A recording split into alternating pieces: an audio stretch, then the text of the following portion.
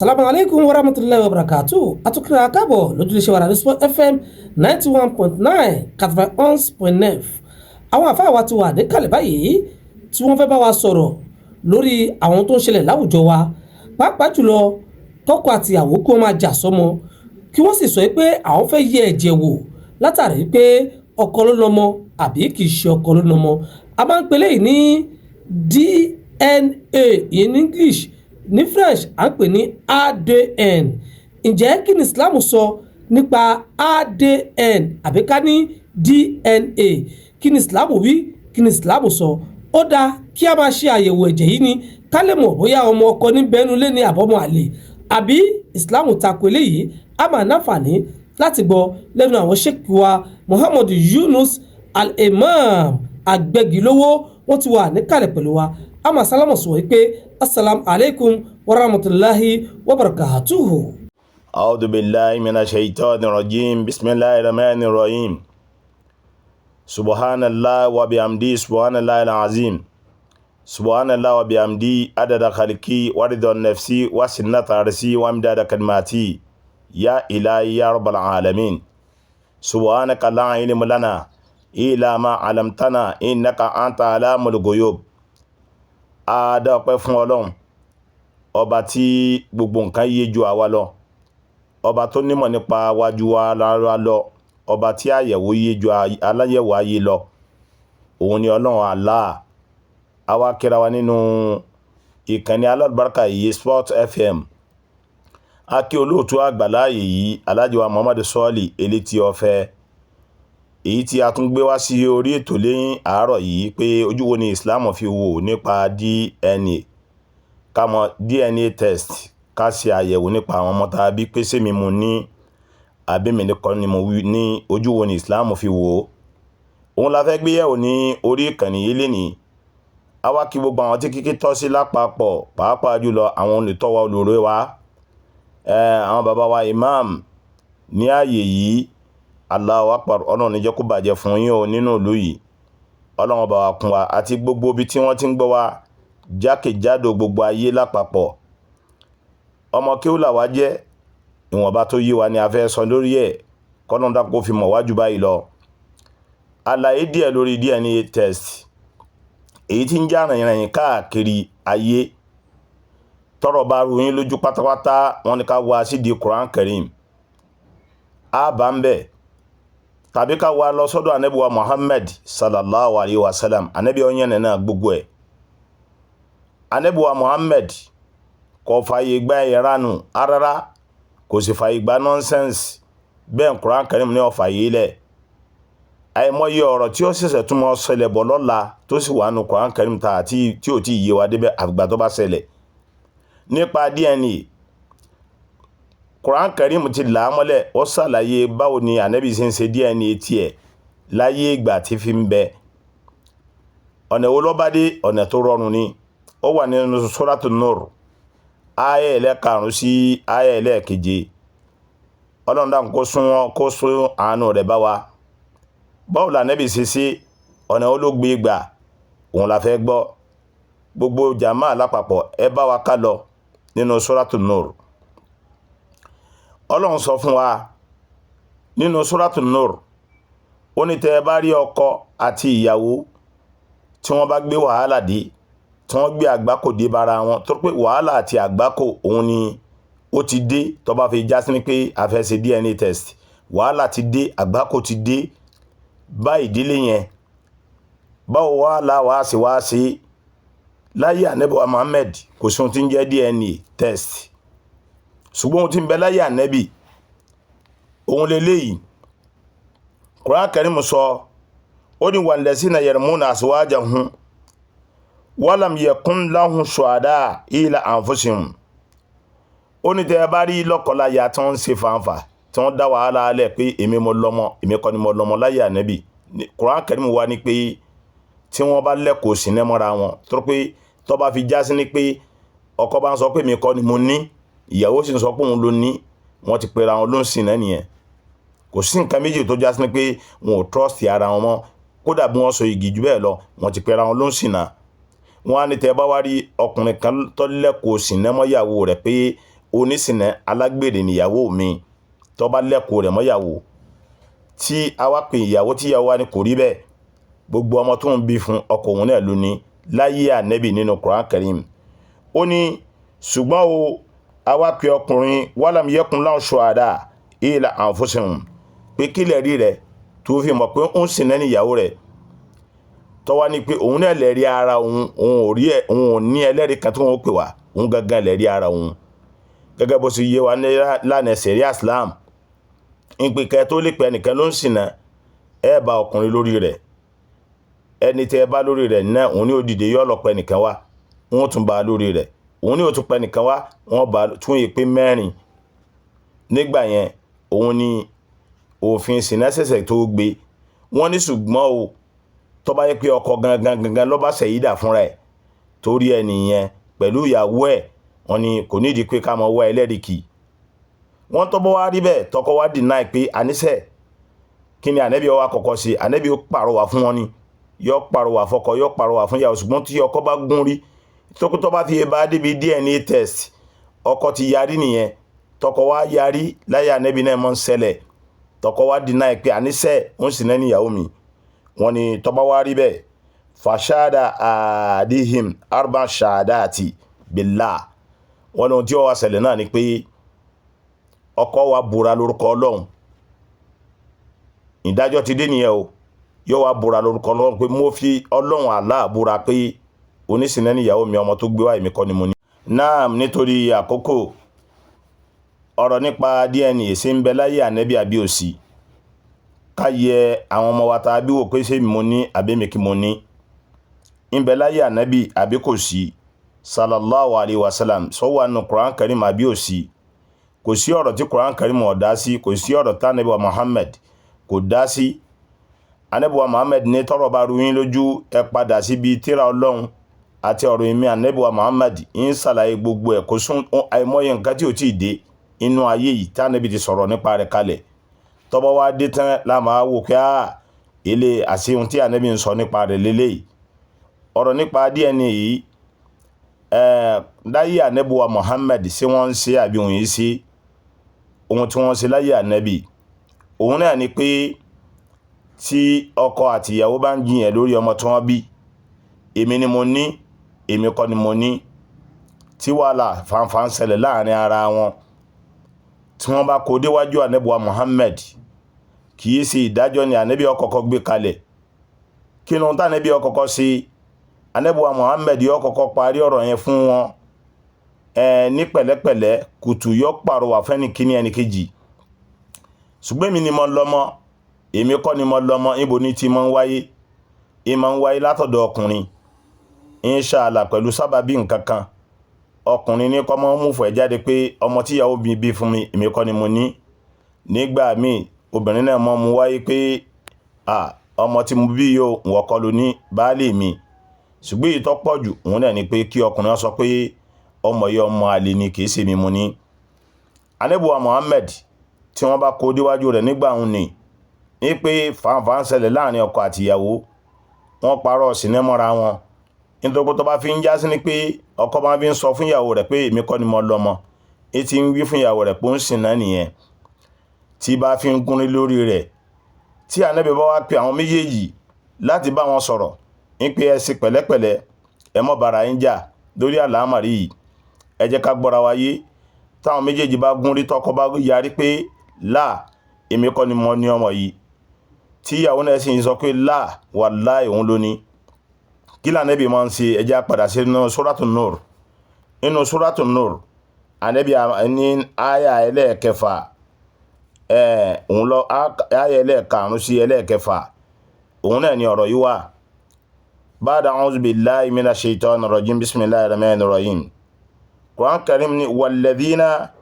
yarmuna aswajahum walam yakun lahum shuhada illa anfusihum wọ́n ní ẹ̀rí tọkùnrin bá lẹ́kọ̀ọ́ sínámọ́yàwó ẹ̀ lára pé ọmọ tó bí èmi kọ́ ni mo ní láyé ànẹ́bì tí wọ́n bá wá déwájú ànẹ́bì ní Quran Karim ní ẹni tó bá lẹ́kọ̀ọ́ sínámọ́yàwó ẹ̀ pé ọmọ tó bí èmi kọ́ ni mo ní tàbí ìyàwó mi jẹ́ alágbèrè tàbí ń tọ́jú ọ lọ bẹ́ẹ̀ walam yakun lahum shuhada illa anfusihum tí ó wá ní ẹlẹ́rìí kan pàtó tó ju ara ẹ̀ lọ, ẹnu ara ẹ̀ náà ní fi ń sọ pé ìyàwó mi oníṣìnà ni, ọmọ tó sì bí èmi kọ́ ni mo ní, ẹnu ara ẹ̀ ni kò rí ẹlẹ́rìí kan fún. Wọ́n ní bó sì yẹ kó yé wa pé ní sẹ̀ríà Islam tí a bá sọ pé oníṣìnà ni lágbájá, a bọ́lọ̀ rí ẹlẹ́rìí 4 ọ̀tọ̀ọ̀tọ̀ tí ó jẹ́rìí gbé pé oníṣìnà ni látara pa ká mọ́ bí tí gbé tí ń gbé ṣe. Ṣùgbọ́n tó bá já sí ní pé ọkọ lọ bá báyàwó ẹ̀ nípò lẹ́ni tí ń ṣe sìnà, kò nídìí ẹlẹ́rìí. Tánàbí bá wá rí bẹ́ẹ̀ láyé Ànábì wa Muhammad bí Kùránì Kẹ́rímù ṣe wí, ó ní òun nìkan náà ló wá rí pé ọmọ tí ìyàwó mi bí fún mi, èmi kọ́ ni mo ní o. Fashada adim arba'a. Wọ́n ní Ànábì wa sọ pé ohun tó ṣẹlẹ̀ ní pé ìdájọ́ la fẹ́ ṣe yìí o, ẹ ronú sí o. Tọkọ bá wá yarí pé òun rẹ́dì láti kí Ànábì ó ṣe ìdájọ́ lórí ẹ̀, wọ́n wá sọ pé kó búra lẹ́ẹ̀mẹ́rin, kọ́kọ́ yẹn ó búra lẹ́ẹ̀mẹ́rin ọ̀tọ̀ọ̀tọ̀. Yóò wá sọ pé wàláhì mo fọlọ́run búra, ọmọ tí ìyàwó mi gbé fún mi, èmi kọ́ ni mo ní, oníṣìnà ni ìyàwó mi, wàláhì mo fọlọ́run bá búra, wàláhì mo fọlọ́run bá búra, wàláhì mo fọlọ́run bá búra. Yóò wá búra nígbà 4 ọ̀tọ̀ọ̀tọ̀ bẹ́ẹ̀. Tó bá wá búra nígbà 4 ọ̀tọ̀ọ̀tọ̀, yóò wá sọ pé shahadat billahi innahu lamina sadiqin, pé òdodo lóhun tí mò ń sọ nípa ìyàwó mi ò parọ́ mọ́.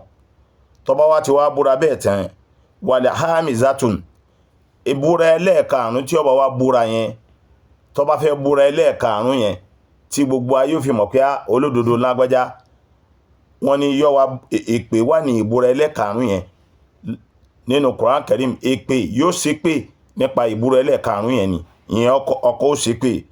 Yóò wá sọ pé alazatullah alayhi in kana minal kazibin. Ṣùgbọ́n tó bá yẹ pé n bá ń parọ́ mọ́ ni o, lẹ́yìn ìgbà tí mo búra tán tí n bá ń parọ́ mọ́ ìyàwó mi tẹ́ pé kí èso ń sìnà, èmi ní kẹ́ ń parọ́ mọ́ kí ibi dandan Ọlọ́run kó máa jẹ́ tòun, ibi dandan Ọlọ́run kó máa jẹ́ tòun. Ọkùnrin yìí ó sọ báyìí. Naam, kí ni Ànábì wa Muhammad wá sọ? Àwọn ọ̀rọ̀ bíi 4-5 kan l'Ànábì fi rọ́dù tó fi ba ọ̀rọ̀ DNA test tó fi ká kúrò lójú wa pé kò dáa rárá. Ànábì wa Muhammad ní iyyakum sunna fa inna sunna aksabul hadis. Ó ní ẹ ṣọ́ra fún àbá dídá àti ọ̀pọ̀lọpọ̀ wádìí. Fa inna sunna aksabul hadis. Nítorí pé ọ̀pọ̀lọpọ̀ wádìí àti àbá dídá ìrọ́lọ́pọ̀ ń bẹ. Gbogbo wa tó bá ti lè wádìí nǹkan jù, ó padà pàdé irọ́ níbẹ̀. Ànábì ní ká ṣọ́ra fún, yóò bá ṣẹ́jẹ́, yóò bá wa gangan tá ń wádìí gangan, yóò bá yé wa gan jẹ́. Gbogbo ẹni tí bá ń ṣe wádìí ọ̀pọ̀, ẹlòmíì tó bá kọsẹ̀ báyìí yóò débi tí ó ti ṣe wádìí rẹ̀. Tójú ẹlòmíì bí sheik lẹ́ẹ̀mejì báyìí yóò débi tí ó ti ṣe wádìí ẹ̀. Bọ́jà ọba ta kódà tẹ́lòmíì bá kọjá níwájú ṣọ́ọ̀pù ẹ̀ lẹ́ẹ̀mejì yóò lọ ṣe wádìí. Ẹ dákun ìtorí tọ́lọ́run nítorí kíni. Ànábì wa Muhammad ní iyyakum ọdọwọ́ yín o sunna fa inna sunna aksabul hadis. Ó ní ẹ ṣọ́ra nípa ìwádìí àti ìtọpinpin. Ọ̀pọ̀lọpọ̀ wádìí ìmọ̀ ń bá ṣe olóore ẹ̀dájẹ́ àti àbádídá. Ànábì wa Muhammad sì sọ, ó ní inna ba'da zanni ismu, apá kan nínú àbádídá àti wádìí ẹ̀ṣẹ̀ ni o. Bánabi wá sì gbé kalẹ̀ fún wa tó fi mọ̀ pé DNA test ò dáa rárá nìyẹn. Ànábì ní wala tahassasu, ẹ mọ́ fi mú fílẹ̀ nípa ara yín tẹ́ bá ti fẹ́ra yín lọ́kọláya. Ẹ mọ́ fi mú fílẹ̀ láàrin ara yín bí báwọn lágbájá ṣe rí. Àkẹ́ tó fẹ́ra yín wọlé, gbogbo wádìí tẹ́ bá ṣe ẹ ṣe. Tó bá ṣe alhamdulillah, tí ó bá ṣe wá lómi síwájú.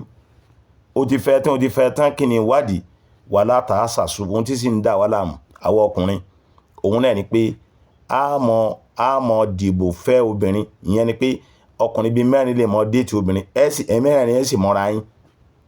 Ó wá sọ pé wọ́n ni champion, wọ́n fẹ́ lágídí. Tó bá fẹ́ tí wọ́n wá ní lálàáfíà ọkàn mọ́, ò ní gbà gbọ́n mọ́. Tó bá bọ́ síbi ó sọ pé ó ti lọ́dọ̀ lágbájá, ó ti lọ́dọ̀ ibi tí wàhálà ti ń ṣe. Ó ní wala tahassasu, ẹ mọ̀ fi mú fínlẹ̀ káàkiri. Ó ti ń jẹ́ kó yé wa pé DNA test ò dáa nìyẹn. Wala tajassasu. Nǹkan ẹlẹ́kejì tí Ànábì sọ, ó ní ẹ mọ̀ ṣèwádìí, ẹ mọ̀ tọpinpin káàkiri. Allahu Akbar.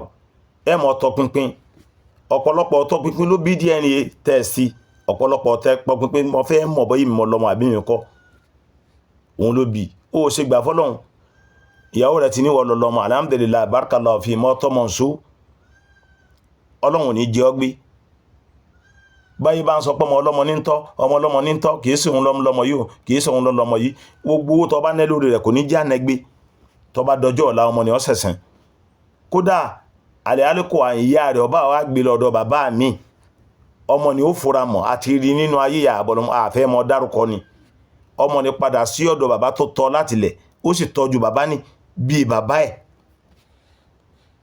ẹ̀ rí anabiwa Muhammad nǹkan ẹlẹ́ẹ̀kẹta ó ní wala tanavasu ó ní ẹ mọ̀mọ́ ṣe fàǹfà fàákájà fàǹfà láàrin ara yín ó ní ẹ sọ́ra rẹ̀ tẹ́ ẹ bá ṣe fàǹfà wàhálà ni fàǹfà ní mú ọkọ àti ìyàwó mọ́ lọ sí DNA test gbogbo ẹni tẹ́ ń palẹ̀ mọ́ fún DNA test ẹ sọ́ra yín ẹ pàtì kò sí èrè tẹ́ ẹ bá bọ̀ mbẹ́ ìbànújẹ́ ni kódà anabiwa Muhammad ẹlẹ́ẹ̀kan ó ní wala tahasadu ẹ mọ̀mọ́ sí kéta ara yín nípa orí tọ́nà sí fúnra ara yín kẹ́sì kéta nípa rẹ̀ pé bí kò rí yàn kó bàjẹ́ gbogbo ẹni yóò tó bí ti lọ di DNA test wọ́n fẹ́ kí orí tọ́nà sí fún àwọn méjèèjì ó bàjẹ́ nìyẹn nítorí kò sún tí ó ṣẹlẹ̀ níjọ́ tẹ́ bá ti lọ sí DNA test níjọ́ yẹn ni àtọ̀láàkì ti dénú ayé yín ó ti dénú ayé àwọn ọmọ tẹ́ bí gan bẹ́ẹ̀ bá bímọ mẹ́rin àwọn mẹ́rin ò lè sọ̀rọ̀ ẹ mọ́ láyé ẹ ti dọ́ta alẹ̀ fún wọn wala tabagadu ẹ mọ́ bínú ara yín o ìwọ ọkọ mọ́ bínú ìyàwó rẹ̀ tó bá jẹ́ pé ìyàwó rẹ̀ lọ́nà bá kọ́kọ́ gbé ọwọ́ rẹ̀ sókè lọ́lá yóò ní connection tí ó pọ̀ o tọ́lọ́n bá ṣe ní ẹ tó dá lọ́lá wàlá yóò ní connection ọkùnrin ọbẹ̀ tóbìnrin ní ó sì bẹ̀ tọ́lọ́n bá wá ti wá ṣe bẹ́ẹ̀ mọ̀mọ́ fura ṣe káàkiri pé aláàjì tí wọ́n ti jọ lọ báyìí wọ́n ti jọ lọ sí nǹkankan nìyẹn àbá gbà fọ́lọ́n lórí bọ́dọ̀ ṣe síyàwó rẹ̀ wala tabagadu mọ́ bínú orí ọlọ́run tó ṣe fún kájú kò ń bi pé bóyá ìyàwó mi ń ṣe nǹkan lọ àbí ò ṣe nǹkan lọ ẹni tó lálàáfíà jù nínú ọkùnrin òun lọkùnrin tó ní kọ̀ọ̀nà lórí ìyàwó rẹ̀ tó láyọ̀ ọkàn tí ọmọ fojú tírèsì ìyàwó rẹ̀ káàkiri bó sobìnrin náà ní máa ń tírèsì ọkùnrin káàkiri kò lè lálàáfíà kò ní pẹ́ kú bó sì ọkùnrin náà ní máa ń ṣe bẹ́ẹ̀ kò ní lálàáfíà ohun tí ó pa á nìyẹn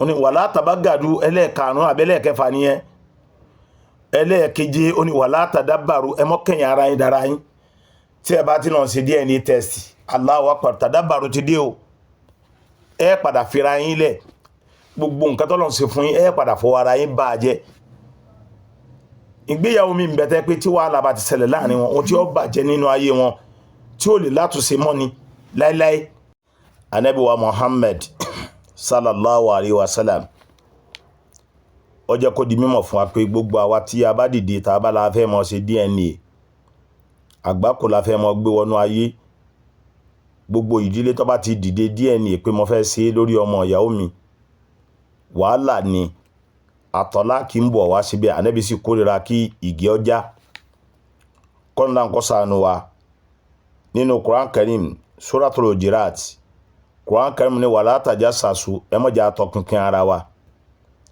tọkọ bá ti ń tọpinpin ìyàwó tí ìyàwó náà ń tọpinpin ọkọ wàhálà ń bọ̀ díẹ̀ nìyẹn kí lọ fẹ́ ìyàwó tọkàn rẹ̀ ọ̀balẹ̀ lé lórí sí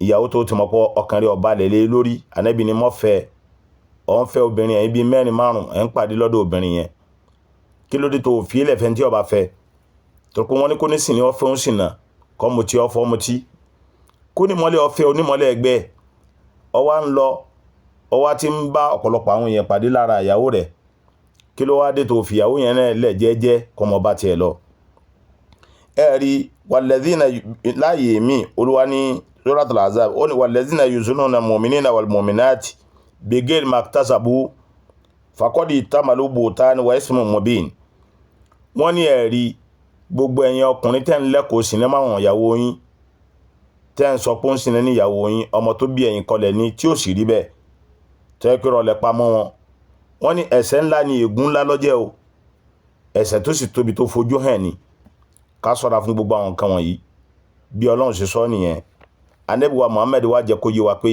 gbogbo ọ̀rẹ́ ẹni tí bá ń ṣe DNA láyé yìí inú ìbànújẹ́ wọn mọ̀ bẹ̀, inú ìbànújẹ́ ni wọ́n wà.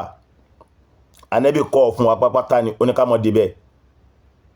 Gbólóhùn méje lànábì fi kọ́ fún wa, gbólóhùn méjèèje láàkà fúnra ń bí. Èyí tí ó bá wá rí bẹ́ẹ̀ lọ́dọ̀ tìmí àti lọ́dọ̀ tí ẹ jẹ́ ká jẹ́ mọ yẹ̀wò nínú làákàyè wa. DNA test tí gbogbo àwọn yẹn ya wèrè nípa rẹ̀ tí wọ́n ń gbéra wọn lórí agbègbè tí wọ́n lọ ń ṣe lọ́rọ́ báyìí. Ohun tí ó bàjẹ́ yóò pọ̀ ju ohun tí ó tún ṣe lọ. Ẹ jẹ́ àgbà fọ́lọ́hun, àìgbà fọ́lọ́hun òun ní mọ́ mú ni mọ́ sọ pé mo fẹ́ wádìí òfin tó tó. Ta ló lè mọ wádìí ju tọ́lọ́hun lọ? Gbogbo ìwọ tó bá ti gbé àlámọ̀rí rẹ̀ kalẹ̀ fún ayé, tó gbé kalẹ̀ fún ẹ̀sìn, inú nira lọ́mọ ọbẹ̀. Ẹ jẹ́ ká gbé gbogbo ọ̀rọ̀ wa kalẹ̀ fẹ́ sìn. Agbára ẹ̀sìn ni ó yẹn ju gbogbo ohun tí máa ń bẹ nínú ayé wa. Mo wádìí nǹkan tí ó yẹ kó wádìí. Ìyàwó rẹ̀ ti bímọ fún ọ náà, ó níwọ̀ ló ní alhamdulillah, kó ọmọ papọ̀ kọ́ tọ́ wọn. Mo yà kan lọ́tọ̀ọ̀tọ̀ tọ́jú gbogbo àwọn ọmọ yẹn. Àmọ́ ọmọ tí ó wúlò fún ni lọ́la. Gbogbo nǹkan tọ́lọ́run bá ti ní kò dá, ẹ jẹ́ ká gbé kalẹ̀ síbi pé kò dá. Nǹkan tọ́lọ́run bá lọ dá, ẹ jẹ́ ká gbìyànjú ká ṣe bá bá ṣe lágbára mọ́. Ànábì wa Muhammad wá wí fún wa pé iyyakum zanna fa inna zanna aksabul hadith.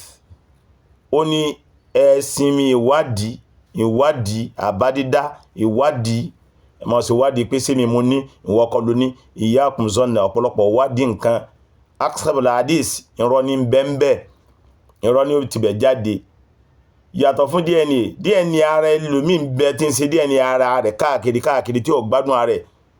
Tó bá kọsẹ̀ gbà ó báyìí yóò lọ lé baba yẹ̀mí wo, ẹ̀dá kan yẹ̀mí wo, mo ti kọsẹ̀ o, ojú péńpéjú ẹgbẹ́ owó sí ń ṣe pìpìpìpìpì, ẹ̀dá kan bá yẹ̀ wò, wọ́n á gba gbogbo ọwọ́ rẹ̀, owó tó ní wọ́n á gba àtẹn lọ́wọ́ rẹ̀, òun gan wá dún owó fún rẹ̀ mọ́. Ibi ọ̀pọ̀lọpọ̀ wádìí. Iyyakum zanna, Ànábì ní ẹ ṣọ́ra pẹ̀lú ìwádìí nǹkan kan, pẹ̀lú àbádídá, ẹ ṣe pẹ̀lẹ́pẹ̀lẹ́, fa inna zanna aksabul hadith, tó pé àbádídá àti ọ̀pọ̀lọpọ̀ wádìí nǹkan irọ́ ní bẹ́ńbẹ́. L'Ànábì wá ka gbogbo ẹ̀ fún wa.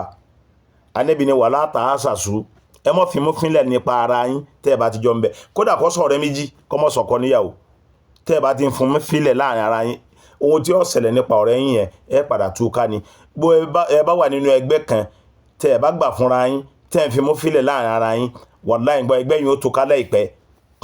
Tí ìdílé kan bí wà tí wọ́n ń wádìí ara wọn káàkiri tí wọ́n fimú fínlẹ̀, wallahi ta'ala ìdílé yín ó túká. Wala tajassasu, ó ní ẹ mọ́ tọpinpin ara yín o, ẹ mọ́ tọpinpin ara yín o. Quran Karim gan náà kọ̀ fún wa nínú Suratul Hujurat. Ba'da a'udhu billahi minash shaitanir rajim, ó ní wala tajassasu, ó ní ẹ mọ́ tọpinpin o. Tẹ́ ẹ bá ti bẹ̀rẹ̀ sí tọpinpin ara yín, ìgbé ayé yín ò ní lálàáfíà mọ́. Láàrin ẹgbẹ́, láàrin ọgbà, tí ẹ bá ti wà tẹ́ ẹ bá ń tọpinpin, ẹ rí pé káìpẹ́ gbẹ́ bá ní ẹgbẹ́ yín ò ní fẹ́ fọ́. Káìpẹ́ ìdílé ni ìdílé yẹn ò ní pẹ́ dàrú. Allahu Akbar, Quran Karim ló sọ bẹ́ẹ̀. Ó sì kọ̀ fún wa láti máa lẹ̀kọ̀ sinimọ́ ìyàwó ẹni. Ó ní gbogbo ẹni tí máa ń lẹ̀kọ̀ sinimọ́ ìyàwó rẹ̀ tí ó sì rí bẹ́ẹ̀, ó ní ègún ńlá ló jẹ́ o. Ẹ̀ṣẹ̀ tó sì fojú hàn ni. Kọ́lọ́dà ń kọ́ ṣàánú ẹni kọ̀ọ̀kan wa. Ẹ̀rí Ànábì wa Muhammad sallallahu alayhi wa sallam, ó pa wá lákèésí tó pọ̀. Tá a bá ń tẹ̀ lákèésí Ànábì wa Muhammad, ní sọnù. Ẹmọ tó lójú òpó tó bá tójú òpó kò ní sí ọ̀nà tọ̀. Mùsùlùmí tó bá tójú òpó Ànábì wa Muhammad kò ní sọnù. Gbogbo nǹkan yóò mú fúyẹ́ lórí ẹ̀mí, yóò sì gbé àlámọ̀rí ara rẹ̀ fúyẹ́. Gbogbo wa kọ̀rọ̀ sọ́lọ́run lẹ́nu àtànábì wa Muhammad, òun làlámọ̀rí fi rí bẹ́ẹ̀. Bí ó bá rí bẹ́ẹ̀ ni kò yẹ kí wàhálà ó lè ṣẹlẹ̀ nínú ayé fún wa. DNA test ò sí láyé Ànábì. Nígbà tá Ànábì lọ tán, tàbíìn kò sí láyé wọn. Làwa ṣẹ̀ṣẹ̀ bẹ̀rẹ̀ DNA test. Kò sí dá rárá. Ànábì kẹ́ làámọ̀lẹ̀ fún wa ni pé DNA test ní ṣe kẹ́ bá ojú rí Ọlọ́run bá pàdé àtànábì wa Muhammad. Ànábì kọ̀ fún wa tó pé nǹkan tó náà tànábì bá ti kọ̀ pé ẹ mọ́ dé díẹ̀, tí ẹ bá lọ dé díẹ̀, ìbànújẹ́ nìyẹn bá pàdé ńbẹ̀. Ó fẹ́ máa sí rí ìyàwó rẹ̀, ó fẹ́ máa sí rí àwọn ọmọ tó bí, ó sì gbà fọ́lọ́run lórí àwọn ọmọ tó bí. Kó gba àwọn ọmọ papọ̀ sójú kan náà kó tọ́ wọn. Èyí tí ó san láǹfààní nínú àwọn ọmọ só mọ́ ni síbi torí ọjọ́ kẹyìn ni. Mélòó ni ọmọ tí a gbà tọ́ níbì kan tẹ́ pé ó padà wá wúlò jọmọ tá bí gangan fún ara wa lọ. Mélòó lọmọ tá gbà tọ́sẹ́ àgbà tọ́ ni ò kìí sọmọ bíbí inú wa, ṣùgbọ́n àwọn ọmọ tá bí wọn wá padà wá wúlò fẹ́lòmíì, ọmọ tó gbà tọ́ ni wọ́n wá padà wá sí ẹlòmíì lóore. Lára báyìí ẹ dákun gbogbo ọ̀ràn DNA test ẹ jẹ́ ká ṣọ́ra fún. Ànábì ọ̀fẹ́ o, tí wọ́n bá béèrè lọ́wọ́ mi pé níbo l'Ànábì ti gbé sọ bẹ́ẹ̀, á ṣàlàyé rẹ̀ fúnra wa. Gbogbo ẹ̀nẹ́ láàsì mójútó tá ṣàlàyé fún wọn ní ìjìwọ́ gẹ́gẹ́ bẹ́ẹ̀ Ànábì sì sọ. Ọlọ́run dákun jọ̀ọ́ jàre ṣàánú wa kó sì ju àánú rẹ̀ wá. Gbogbo ọ̀ràn DNA test wọ́n tó ń palẹ̀ mọ́ láti fẹ́ ṣe ṣọ́ra jáwọ́ kó ń bẹ̀. Tó ń palẹ̀ mọ́ pé mo fẹ́ ṣe DNA test ọmọ mi, ìbànújẹ́ ńlá ló bá jáde ńbẹ̀ o. Ìbànújẹ́ ńlá òun náà ní bẹ́ẹ̀ díẹ̀ DNA test. Àti rẹ́ nìkan tó lóun fẹ́ ṣe DNA test wọ́n á wí fún mọ́ọ̀sì olóhùn ó ṣe ni, mọ́ọ̀sì olóhùn ó ṣe ni. Ìyàwó rẹ̀ bí ọmọ mẹ́rin fún, ọmọ mẹ́rin, ṣùgbọ́n ọmọ tó fẹ́ bí DNA test yìí ọmọ yẹn jẹ́ ọmọ tí ò dápélé yẹn, kò dápélé yẹn. Allahu Akbar. Wọ́n wí fún pé gbà fọ́lọ́hun pẹ̀lú bí ó ti dá tí pé ìdá kó papọ̀ máwọn ọmọ yòókù náà kọjọ tán wọn papọ̀ kọ gbà fọ́lọ́hun lórí ẹ̀. Ṣùgbọ́n ọkùnrin yìí deny oníkóṣun tọjọ́ òun fẹ́ tú àṣírí ni. Ànábì wa Muhammad sì ni ma satara lil mu'minin satara Allahu yawmal qiyamah. Ọlọ́run ní gbogbo ẹni tó bá bà sí ọmọ làkejì rẹ̀ kan Ọlọ́run bó láti láyà àtẹ̀lá kíámà. Pàápàá jùlọ nǹkan tí ẹ pé kò yé wa rárá. Gbogbo nǹkan tí ó bá ti yé yẹn kí n ò bójú kó ń bẹ̀. DNA test a fẹ́ wádìí Ọlọ́run dáadáa ni. Tá a bá wádìí Ọlọ́run tá a bá rí a lè rí àti ẹ̀ lè rí ìbànújẹ́ nìyẹn ọba pàdé. Kọ́ńdà kọ́sà ẹnu kọ̀ọ̀kan wa Yorùbá ní gbogbo ẹni tó bá lè túlé yóò padà wà kọ́ bòkú lójú. Òwe Yorùbá ni. Arákùnrin tá a wá wí wọ́n wá rọ̀ títí olóhùn ní gbọ́ òun ní gbà. Wọ́n ṣe bẹ́ẹ̀ olóhùn ní gbọ́ òun ní gbà.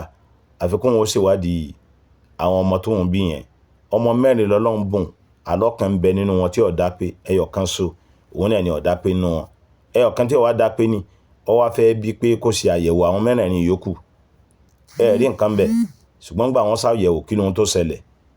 Naam, nípa ọ̀rọ̀ tá à ń bá bọ̀, arákùnrin yìí ọmọ ẹyọ kan wà lálàáfíà nínú àwọn ọmọ mẹ́rin tó bí. Mẹ́ta yòókù wọ́n lálàáfíà, wọ́n gbọ́n ní làákàyè, wọ́n gbọ́n lóye, kódà wọ́n tún jọ àbí ọ̀tàn ní rírí ojú wọn tún jọ, wọ́n jọra wọn. Allahu Akbar. Ọkàn rẹ̀ ti balẹ̀ 100% pé èyí tí ìyàwó bí kẹ́yìn fún mi tó jẹ́ dẹ̀dẹ̀wù rẹ̀ yìí òun ni èsì tèmi ó gbé wá láti bí kan ni. Ṣùgbọ́n gbà tí wọ́n dédé DNA test ọmọ àkọ́kọ́ tó gbọ́n lórí tó ti jáde yunifásitì wọ́n ní kí èso òun lóní. Ọmọ ẹ̀kejì tóun náà ti jáde yunifásitì tó ti ríṣẹ́ ìjọba wọ́n ní kí èso òun lóní. DNA test sọ fún pé kí èso òun lóní. Ẹ̀kẹta náà wọ́n tún ní kí èso òun lóní. Allahu Akbar. Wá rí ọmọ dẹ̀dẹ̀wù rẹ̀ tí wọ́n bí tí ó gbádùn dáadáa yẹn nígbà wọ́n ṣe DNA test òun gangan ló àjọ ọmọ tiẹ̀. Ìbànújẹ́ wá dénú ayé rẹ̀, ìrònú dénú ayé rẹ̀. Obìnrin ọ̀ṣọ́ọ̀tì táwọn ọmọ bá ti yà yẹn ṣe bí wọ́n sá mọ̀ pé ìyá àwọn nìyí kò sí iyèméjì nípa ìyá àwọn wọ́ bàbá wọn ti mọ̀ pé kéèsì wọ́n ló ní kéèsì àwọn ló wọ́n bí ọ fún àwọn wá ń lò sẹ́mi lọ. Wọ́n bàbá wà lálàáfíà ẹ wo gbogbo tó ti fàárọ̀ kójọ ó sì wá kó ta lọ́jọ́ alẹ́. Ó kó ta lọ́jọ́ alẹ́ látara ìwádìí àtagídí ọkàn. Ẹ dákun ẹ jẹ́ ká ṣe pẹ̀lẹ́pẹ̀lẹ́ nípa pé ìwádìí DNA gbogbo wọ́tàn palẹ̀ mọ́ tó fẹ́ sí ìwádìí DNA àwọn ọmọ rẹ̀ ìbànújẹ́ lọ́ọ́ bá ń bẹ̀ o. Ọ̀ọ́yá àtètè pàtì owó tó fi sí yẹn fi ṣe sàárà lórí àlámọ̀rí gbogbo ayé rẹ̀ àti gbogbo àwọn ọmọ rẹ̀ kí rọrùn ó lè bá dé tàbí kọ́ ọ́nẹ́ lórí àwọn ọmọ yìí gàbádáyà kọ́ ọmọ bí tọ́ náwó sí ọ̀dà àjòkó ju owó sínú agbó àtú lọ o. Ọlọ́run ó ṣàánú ẹnì kọ̀ọ̀kan wa ọba tó rìnà lọ́lọ́run gbogbo wa yìí fèrèfèrè là ń wí. Sẹ́rí DNA test ẹ jẹ́ ká sọ fún wọn ká sọ fúnra wa kò ríra ẹ̀ tán. Ẹni tó ṣe DNA test ó ti ń jìn yẹn aláṣìṣe ni. Ànábì wa Muhammad sallallahu alaihi wasallam òun nìkan ni aláṣìṣe Ọlọ́run sì ṣe ànábì bẹ́ẹ̀ ni. Gbogbo ẹ̀dá yòókù tí ń bẹnu ayé aláṣìṣe ni wá. Ṣé báwọn òyìnbó kan náà wọ́n ṣe scan tí ń yẹ oyún kùn wò tí wọ́n bá ní scan kan wà pa òkè àti rí scan tí wọ́n ní òun lọ́wọ́ òkè jù nílùú òyìnbó gan tí wọ́n ní méjì lọ́wọ́ à ń bẹ̀ ṣùgbọ́n gbà tí ẹni tí ó bímọ padà bímọ ẹyọ kan ló bí. Àti rí scan tó sọ pé ẹyọ kan ló wà ń bẹ̀ ṣùgbọ́n gbà tí ẹni tí ó bímọ ó padà bí méjì. Ẹ dákun ṣé scan ní ọ̀fọ́nbù DNA tí à ń wí yìí náà òun náà mọ́ fọ́nbù. Ó máa ń fọ́nbù ó lè gbé ọmọ ọlọ́mọ fọ́mọ ó lè ṣe àṣìṣe.